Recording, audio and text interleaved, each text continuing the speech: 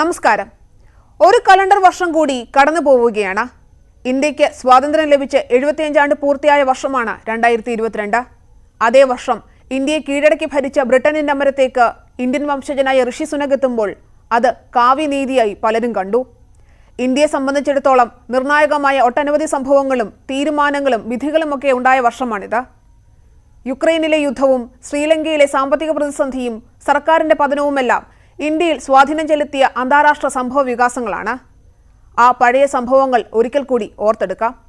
സ്വാഗതം ഇന്ത്യ 2022ലേക്ക്.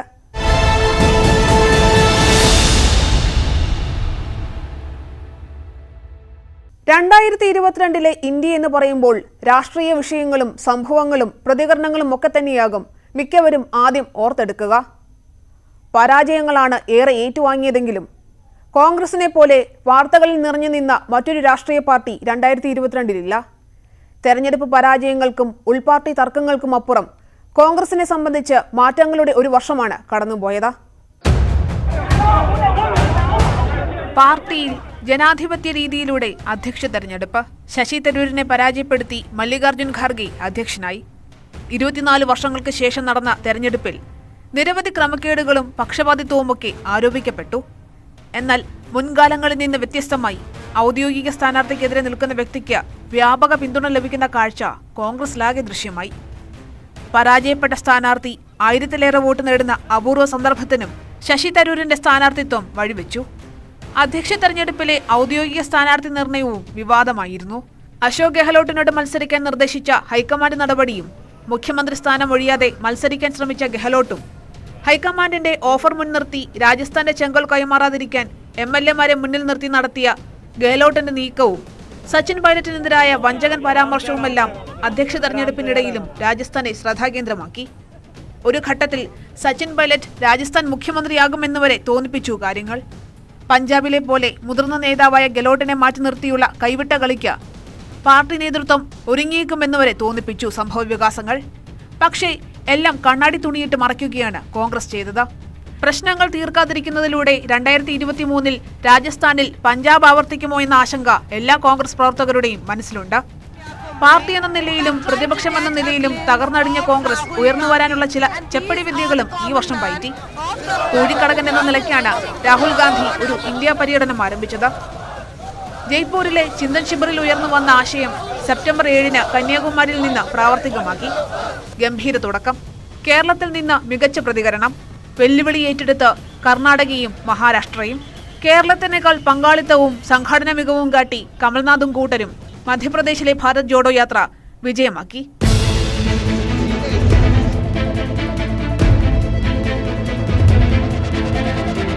പടലപ്പിണക്കങ്ങളുണ്ടെങ്കിലും ഭാരത് ജോഡോ യാത്രയ്ക്ക് രാജസ്ഥാനിൽ മികച്ച പിന്തുണയാണ് ലഭിച്ചത്.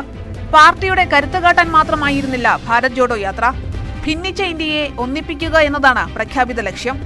നാഷണൽ ഹെറാൾഡ് കേസിൽ സോണിയാഗാന്ധിയെയും രാഹുൽ ഗാന്ധിയെയും ED മണിക്കൂറുകൾ ചോദ്യം ചെയ്തതിനെതിരെ ഡൽഹിയിലെ നിരത്തുകളിൽ അരങ്ങേറിയ പ്രതിഷേധത്തിന്റെ ശക്തമായ തുടർച്ച തന്നെയായിരുന്നു ഭാരത് ജോഡോ യാത്ര. യാത്രയുടെ തുടക്കകാലത്ത് കോൺഗ്രസിൽ നിന്നുണ്ടായ കൊഴിഞ്ഞുപോക്ക് ഏറെ പരിഹാസങ്ങൾക്ക് വഴിവെച്ചിരുന്നു. ഭാരത് ജോഡോ യാത്ര കഴിയുമ്പോഴേക്കും കോൺഗ്രസ് ഛോഡോ ആയിരിക്കും സംഭവിക്കുക എന്നതടക്കമുള്ള ടാഗ് ലൈനുകൾ ഉയർന്നു വന്നു. ഇതിൽ ഗുലാം നബി ആസാദിന്റെ രാജിയായിരുന്നു പലരെയും ഞെട്ടിച്ചത്. സ്വന്തമായി പാർട്ടി രൂപീകരിച്ച് ജമ്മു കാശ്മീരിൽ പ്രവർത്തനവും തുടങ്ങി. EDയുടെ നയങ്ങൾക്കെതിരെ മാത്രമല്ല വിലവർദ്ധനവിനെതിരെയും കോൺഗ്രസ് റാലി നടത്തി. പാർട്ടി എന്ന രീതിയിൽ കോൺഗ്രസ് ഒന്നിച്ചു നിൽക്കാൻ ശ്രമിക്കുമ്പോഴും അതിന്റെ രാഷ്ട്രീയ അടിത്തറ ഇളകിയിരിക്കുകയാണ്. 2022-ൽ നടന്ന 7 അസംബ്ലി തെരഞ്ഞെടുപ്പിൽ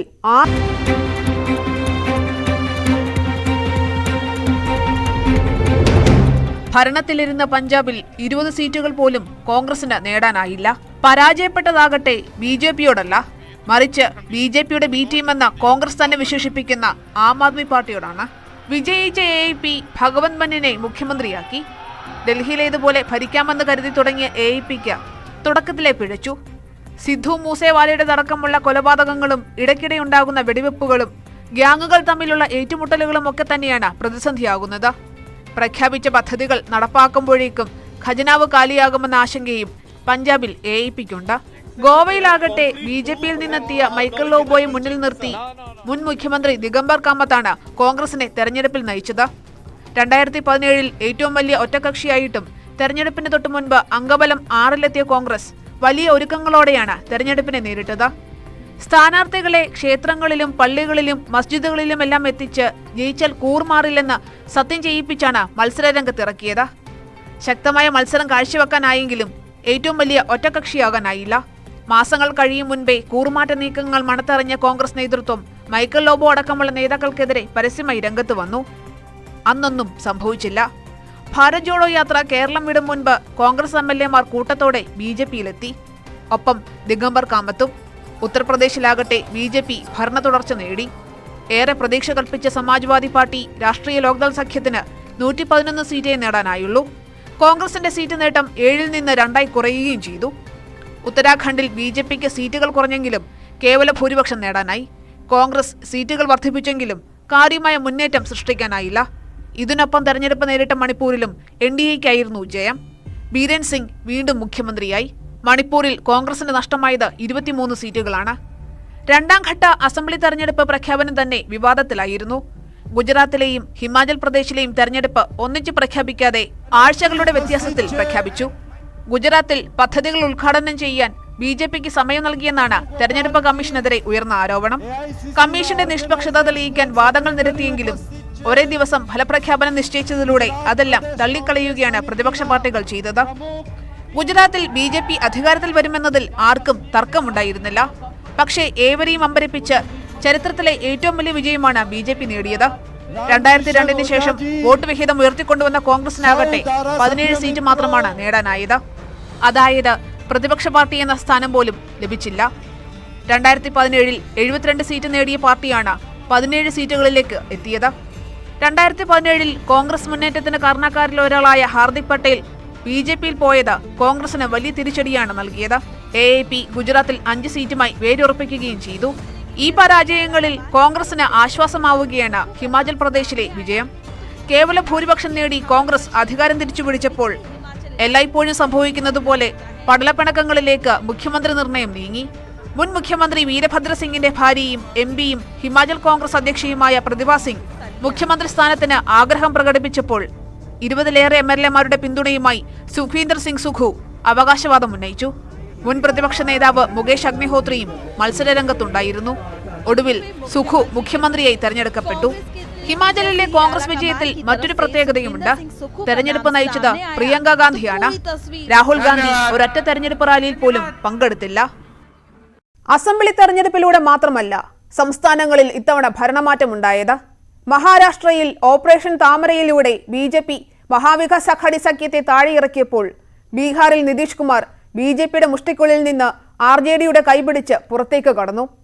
ഒപ്പം നിൽക്കാത്ത ശിവസേനയെ തകർക്കുക, അതിലൂടെ ഭരണം പിടിക്കുക എന്നതാണ് മഹാരാഷ്ട്രയിൽ BJP പയറ്റിയത്. ശിവസേന നേതാവ് സഞ്ജയ് റൌത്തിനെ മാസങ്ങളോളം ജയിലിലടച്ചതും NCP-യും കോൺഗ്രസുമായുള്ള സഖ്യത്തിന് ചുക്കാൻ പിടിച്ചതിനാലാണ്.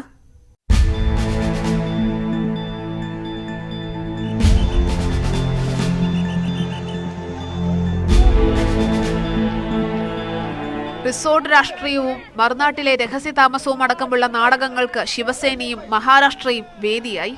ഒടുവിൽ ഉദ്ധവ് താക്കറെ മുഖ്യമന്ത്രി സ്ഥാനം ഒഴിഞ്ഞു. ശിവസേന MLA-മാരെ അടർത്തി മാറ്റിയ ഏക്നാഥ് ഷിൻഡെ മുഖ്യമന്ത്രിയായി. ദേവേന്ദ്ര ഫഡ്നാവിസ് ഉപമുഖ്യമന്ത്രിയും. ഉദ്ധവ് താക്കറെ സർക്കാർ താഴെയിറങ്ങിയെങ്കിലും രാഷ്ട്രീയ അനിശ്ചിതത്വങ്ങൾ അവസാനിച്ചില്ല. ഔദ്യോഗിക ശിവസേന ആരാണെന്നതിനെ ചൊല്ലി തർക്കം. ഒടുവിൽ 2 പക്ഷത്തിനും 2 പേരും ചിഹ്നവും തെരഞ്ഞെടുപ്പ് കമ്മീഷൻ അനുവദിച്ചു. ബീഹാറിൽ രായ്ക്ക് രാമാനം രാജിവെച്ച നിതീഷ് കുമാർ 3-ാം ദിനം RJD-യുമായി സഖ്യമുണ്ടാക്കി. വീണ്ടും മുഖ്യമന്ത്രിയായി സത്യപ്രതിജ്ഞ ചെയ്ത് അധികാരമേറ്റു. BJP നേതാക്കളെയെല്ലാം അമ്പരപ്പിച്ച നീക്കമായിരുന്നു ഇത്. നിതീഷ് കുമാറിനെ അനുനയിപ്പിക്കാനാണ് കഴിഞ്ഞ തെരഞ്ഞെടുപ്പിൽ ഏറ്റവും വലിയ ഒറ്റകക്ഷിയല്ലാതിരുന്നിട്ടും JDU-വിന് മുഖ്യമന്ത്രി സ്ഥാനം BJP നൽകിയത്. ഝാർഖണ്ഡിലുമുണ്ടായി രാഷ്ട്രീയ അനിശ്ചിതത്വവും MLA-മാരെ റിസോർട്ടിലേക്ക് മാറ്റിയതുമെല്ലാം. ED കേസിൽ ഹേമന്ത് സോറനെ അയോഗ്യനാക്കാൻ സാധിക്കുമെന്ന തെരഞ്ഞെടുപ്പ് കമ്മീഷൻ റിപ്പോർട്ടാണ് ഇതിന് കാരണം. മഹാരാഷ്ട്രയിൽ സർക്കാർ വീണിട്ടും ED-യുടെ നടപടികൾ അവസാനിച്ചില്ല. ബീഹാറിൽ NDA സർക്കാർ വീണതോടെയാണ് ED CBI നടപടികൾക്ക് തുടക്കമായത്. ഝാർഖണ്ഡിൽ ഹേമന്ത് സോറൻ സർക്കാരിനെ ലക്ഷ്യമിട്ട് ഈ വർഷം ആദ്യം മുതൽ ED CBI പരിശോധനകൾ ആരംഭിച്ചതാണ്. പശ്ചിമ ബംഗാളിൽ തുടരുന്ന മമത BJP പോരിന് ഈ വർഷം നേരിയ ശമനമുണ്ടായി. മമതാ ബാനർജിയുടെ വിശ്വസ്തരായ പാർത്ഥ ചാറ്റർജിയുടെയും അനുബ്രത മണ്ഡലിന്റെയും അറസ്റ്റാണ് ഇതിന് കാരണം.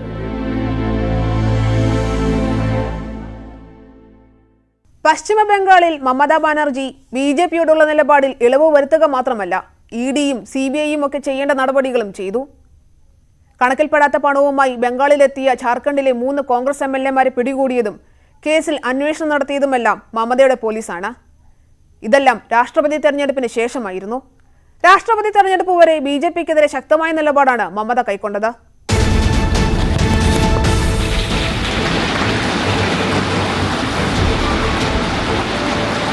ഏറെ ആലോചനകൾക്ക് ശേഷമാണ് ദ്രൗപദി മുർമു എന്ന സന്താൾ വംശജയായ നേതാവിൽ BJPയുടെ രാഷ്ട്രപതി സ്ഥാനാർത്ഥിക്കുള്ള അന്വേഷണം അവസാനിച്ചത്.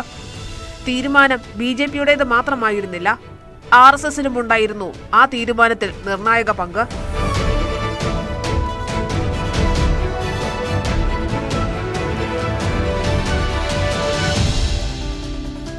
ഒഡീഷയിലെ പിന്നാക്ക വിഭാഗത്തിൽ നിന്നുള്ള നേതാവ് എന്നതാണ് ദ്രൗപദി മുർമുവിന്റെ പ്രാധാന്യം. പ്രതിപക്ഷത്തോടടുക്കുന്ന ബിജു ജനതാദളിന്റെ വോട്ട് ഒപ്പം നിർത്തുക എന്നതായിരുന്നു പ്രധാന ലക്ഷ്യം. 2 ജാർഖണ്ഡ് മുക്തി മോർച്ചയുടെ വോട്ട്. ബീഹാറിലെയും ഛത്തീസ്ഗഡിലെയും ഒക്കെ വോട്ടുകൾ ഭിന്നിപ്പിക്കാനും BJPക്ക് സാധിച്ചു.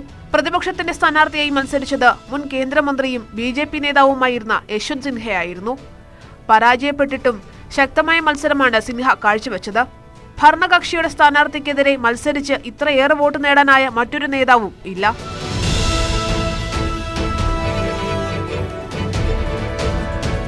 പിന്നാലെ നടന്ന ഉപരാഷ്ട്രപതി തെരഞ്ഞെടുപ്പിൽ ബംഗാൾ ഗവർണറായിരുന്ന ജഗദീപ് ധൻഖറിനെയാണ് BJP നിർത്തിയത്. രാജസ്ഥാനിൽ നിന്നുള്ള OBC വിഭാഗം നേതാവ് എന്നതായിരുന്നു ധൻഖറിന്റെ പ്രത്യേകത. കേന്ദ്ര സർക്കാരിന്റെ മറ്റൊരു വിജയമായിരുന്നു പുതിയതായി നിർമ്മിക്കുന്ന സെൻട്രൽ വിസ്തയ്ക്ക് മുകളിലുള്ള അശോക സ്തംഭം. സ്തംഭം അനാവരണം ചെയ്തപ്പോഴേക്കും വിവാദവും ആരംഭിച്ചു. സിംഹങ്ങളുടെ ക്രൂരത തോന്നിപ്പിക്കുന്ന മുഖഭാവവും പല്ലുകളുടെ വലിപ്പവുമൊക്കെയായിരുന്നു വിമർശനങ്ങൾക്ക് കാരണം. അശോക സ്തംഭത്തിലെ സിംഹങ്ങളെ മനഃപൂർവ്വം ക്രൗര്യ രൂപത്തിൽ നിർമ്മിച്ചുവെന്നതാണ് പ്രതിപക്ഷത്തിന്റെയും ഒരു വിഭാഗം കലാകാരന്മാരുടെയും വാദം. വാദങ്ങളൊക്കെ പലതരമുണ്ടെങ്കിലും അശോക സ്തംഭം അനാവരണം ചെയ്തു. അതിൽ മാറ്റവും വരില്ലെന്ന് ഉറപ്പായി കഴിഞ്ഞു. രാഷ്ട്രീയ വിവാദങ്ങൾക്ക് പഞ്ഞമില്ലാത്ത വർഷമായിരുന്നു 2022. അൺപാർലമെന്ററി വാക്കുകൾ മുതൽ ഉദയ്പൂരിലെയും മഹാരാഷ്ട്രയിലെ അമരാവതിയിലെയും ക്രൂരമായ കൊലപാതകങ്ങൾ വരെ രാഷ്ട്രീയ പോരിന് വഴിവെച്ചു.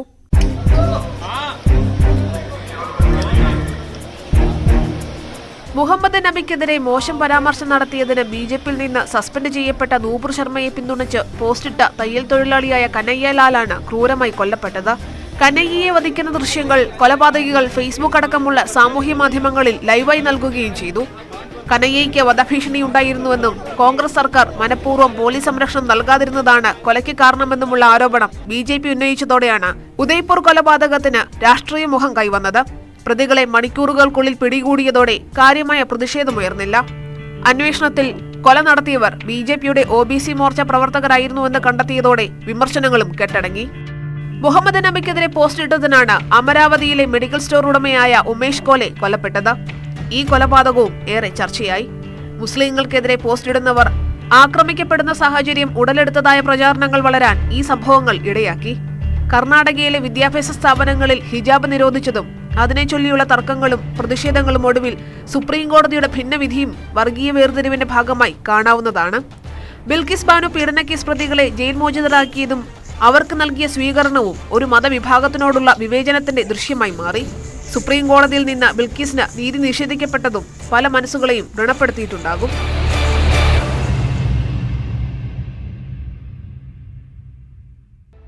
നിരവധി സുപ്രധാന കോടതി വിധികളും 2022 ഉണ്ടായി.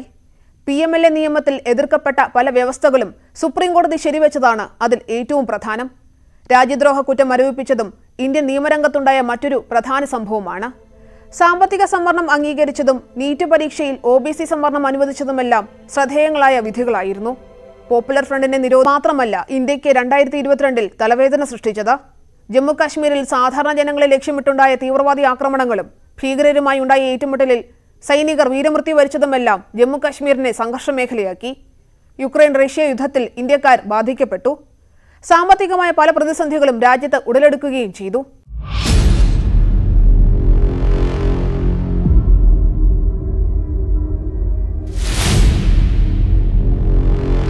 കശ്മീരുകാരല്ലാത്തവർക്കും സൈന്യത്തിന് നേരെ തീവ്രവാദ ആക്രമണങ്ങൾ പതിവായിരുന്നു.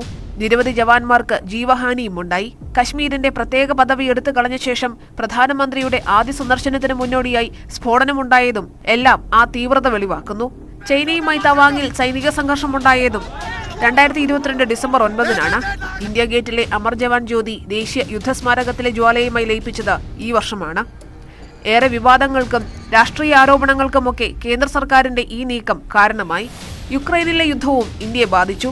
പഠനത്തിനായി പോയ വിദ്യാർത്ഥികളും അല്ലാത്തവരുമായി എല്ലാ പൗരന്മാരും ഇന്ത്യയിലേക്ക് മടങ്ങി. പലർക്കും തൊഴിൽ നഷ്ടമായി. പഠനം തുടരാൻ കഴിയാത്ത സ്ഥിതിയിലാണ് വിദ്യാർത്ഥികളിലേറെയും. പെട്രോൾ, ഡീസൽ, പാചകവാതക വില വർധനയ്ക്കും യുക്രൈൻ യുദ്ധം കാരണമായി. കൽക്കരി ലഭ്യത കുറഞ്ഞതും വൈദ്യുതി പ്രതിസന്ധിക്ക് ഇടയാക്കി. രൂപയുടെ മൂല്യത്തിലും വന്നിടിവാണ് 2022 ഉണ്ടായത്. യുദ്ധം പോലെ മനുഷ്യനിർമ്മിതമായതും അല്ലാത്തതുമായ ഒട്ടനവധി ദുരന്തങ്ങളും ഇന്ത്യ നേരിട്ടു.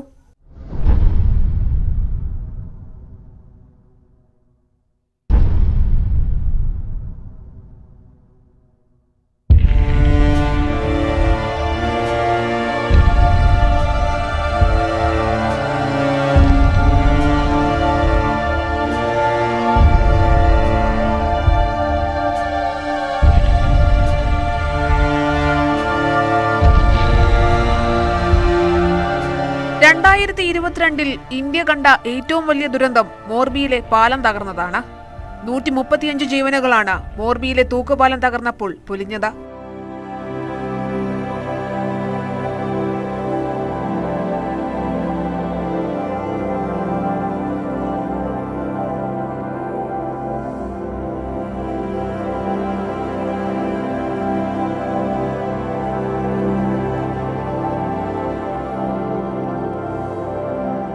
തെരഞ്ഞെടുപ്പ് അടുത്തിരിക്കെയുണ്ടായ അപകടം അതിനാൽ രാഷ്ട്രീയ ആയുധമാവുകയും ചെയ്തു. മോർബി പാലത്തിന്റെ അറ്റകുറ്റപ്പണി നടത്തിയ ഒറേവ കമ്പനി ഉടമയ്ക്കെതിരെ നടപടിയുണ്ടാകാത്തതും വിവാദത്തിന് കാരണമായി.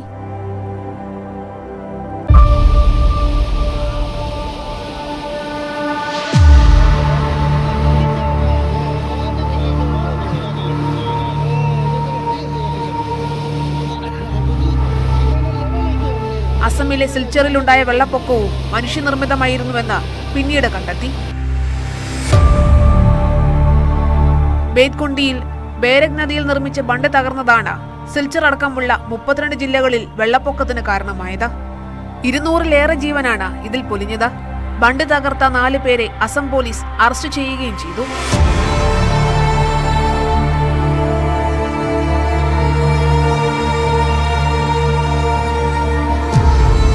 വിട്ടുവിട്ടുണ്ടായ മഴ അസമിൽ പലപ്പോഴായി പ്രളയ സാഹചര്യമുണ്ടാക്കി. May മാസത്തിലുണ്ടായ മലവെള്ളപ്പാച്ചിലിലും മണ്ണിടിച്ചിലിലും new Haflong railway station തകർന്നു. പാളത്തിലുണ്ടായിരുന്ന ട്രെയിനുകളടക്കം ഒഴുക്കിൽപ്പെട്ട് തെന്നിമാറി.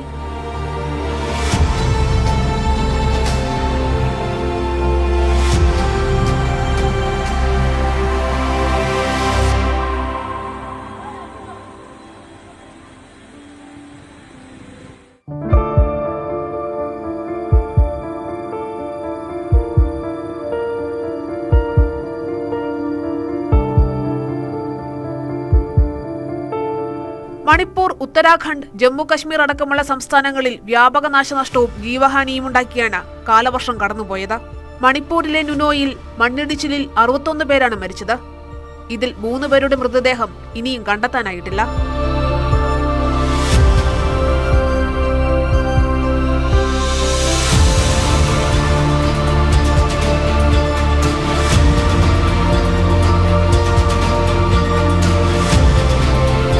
ഉത്തരാഖണ്ഡിൽ മഞ്ഞുമല അടർന്നുണ്ടായ ഹിമപാതത്തിൽ 27 വിനോദസഞ്ചാരികൾ കൊല്ലപ്പെട്ടു.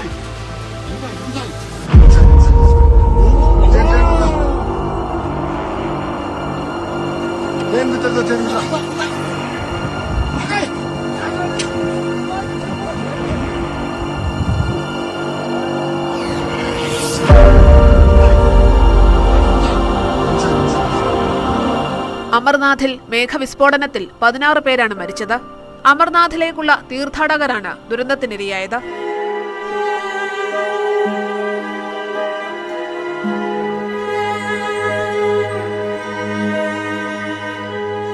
ഉത്തരാഖണ്ഡിൽ ബസ് കൊക്കയിലേക്ക് മറിഞ്ഞ് 32 പേരും മരിച്ചു.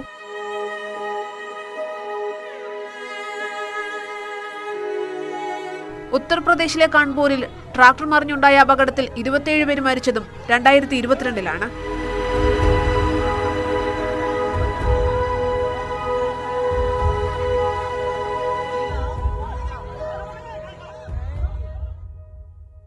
ഇന്ത്യൻ കലാരംഗത്തിന് ഏറെ നഷ്ടങ്ങളുണ്ടായ വർഷം കൂടിയാണ് 2022. ലതാ മങ്കേഷ്കറും KKയും പണ്ഡിറ്റ് ബിർജു മഹാരാജും മുലായം സിംഗ് യാദവും ഒക്കെ 2022-ന്റെ നഷ്ടങ്ങളാണ്.